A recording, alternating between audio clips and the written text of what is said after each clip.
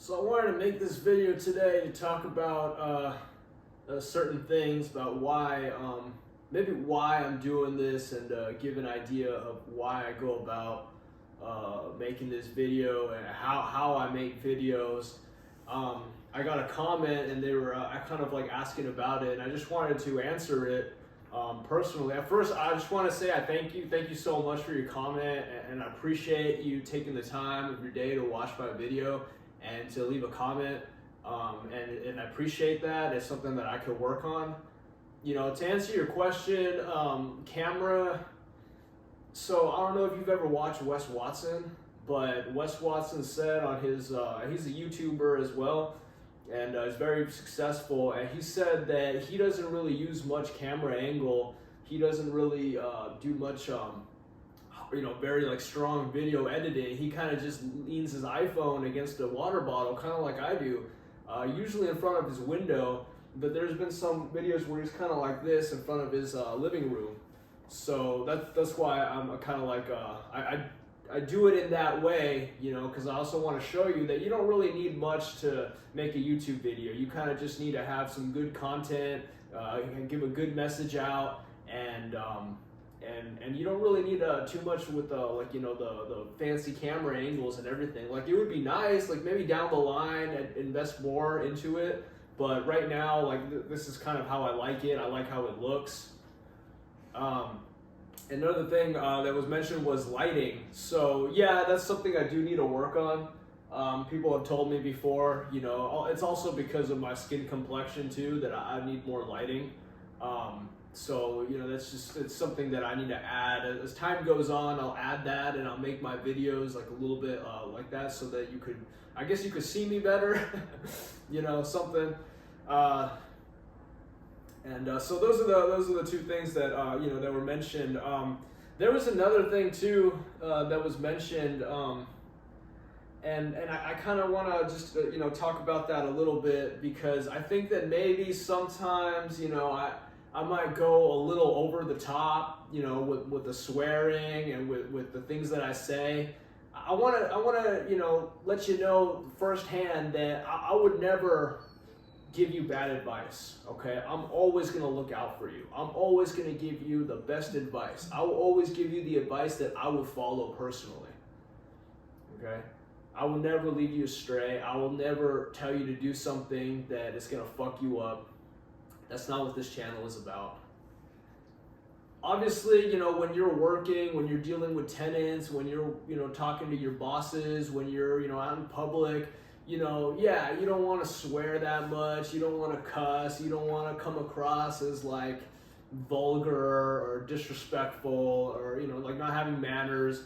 Obviously, those things, they very important in today's society and in building relationships. And I made a video about that, about how you build relationships.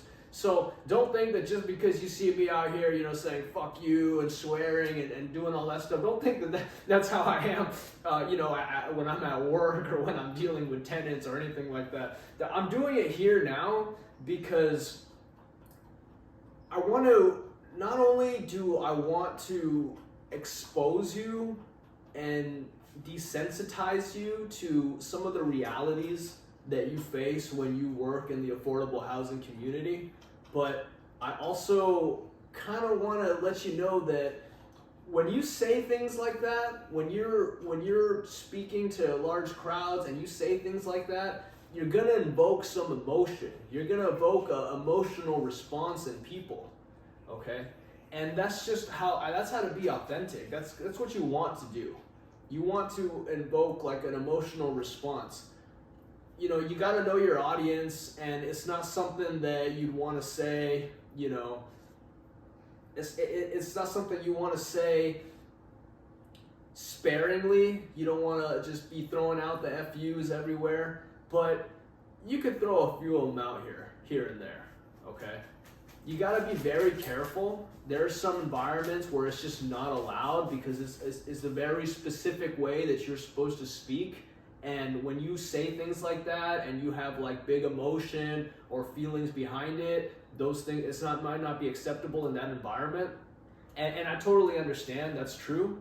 and I'll implore you to know your audience and to, be professional and to maintain your professionalism and not swear when you're at work, when you're in front of colleagues, when you're in front of coworkers, when you're with tenants. I don't know if you believe this or not, but I've never once sworn in front of an employer. And I've been doing this 10 years, and I've never once sworn in front of my boss. Okay? And I've never once sworn in front of a tenant. One time I got really mad and I said the I said the F word. I was like, what the fuck? But I stopped, and I backed up, and then I didn't say it anymore. And it was just because, it was really like, what the fuck, like anybody would say, what the fuck.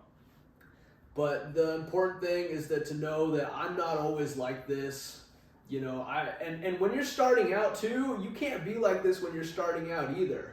Okay, I've been doing this for a long time, so I've gotten pretty salty in this, and I kind of know what I'm talking about, and I know what I'm telling you. So I have a little bit more confidence when I speak. Okay, I'm a little bit more confident when I speak because I know what I'm telling you. And when you're a little bit more confident when you speak, sometimes you can go a little overboard. You start, coming out more, and you find your voice, and you come out of your shell more. But you want to do it very sparingly. Like right now, I'm inside my apartment, okay? And I'm doing it on YouTube. I'm not at a business meeting. I'm not meeting a client. I'm not talking to my tenants. I'm not talking to my boss. It's a different environment. But specifically, I want you to know that this is how people talk, and this is how people communicate. And I want to desensitize you to that. I don't know how you grew up, but me personally, I didn't grow up around people swearing. I didn't grow up around violence. I didn't grow up around, I was very, very sheltered growing up. And I don't think it was a good thing. I think it was not a good thing. I don't blame my parents because I believe my parents were just trying to do the best they could. They were trying to shelter me from the realities of life. They didn't know that eventually I would just have to face them, okay? Because I had to face them in school. I went to college. I went to the military, and then I've been a property manager ever since. So I've seen a lot of shit, and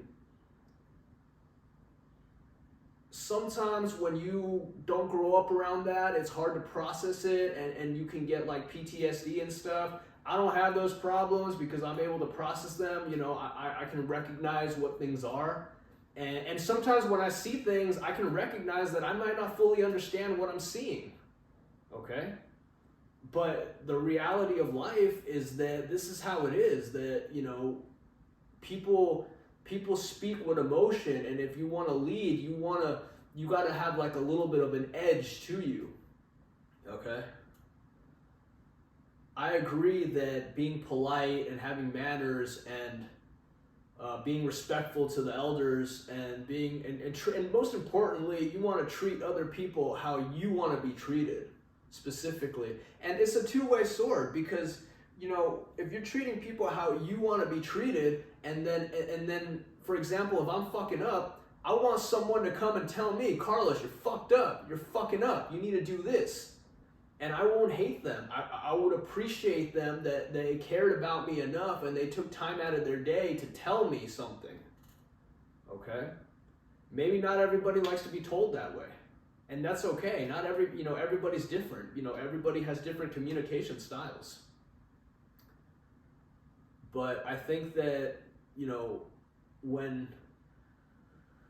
when you're pushing an idea, when you're pushing a movement, you have to, there's going to be two sides. There's always going to be two sides. There's going to be people who agree with what I say, and there's going to be people who don't agree with what I say.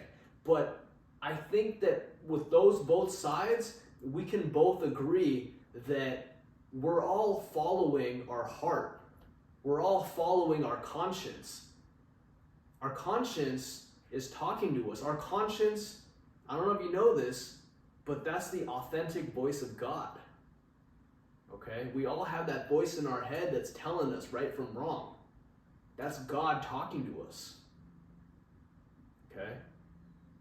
So what I'm doing this is what I feel in my heart, that I'm doing something good.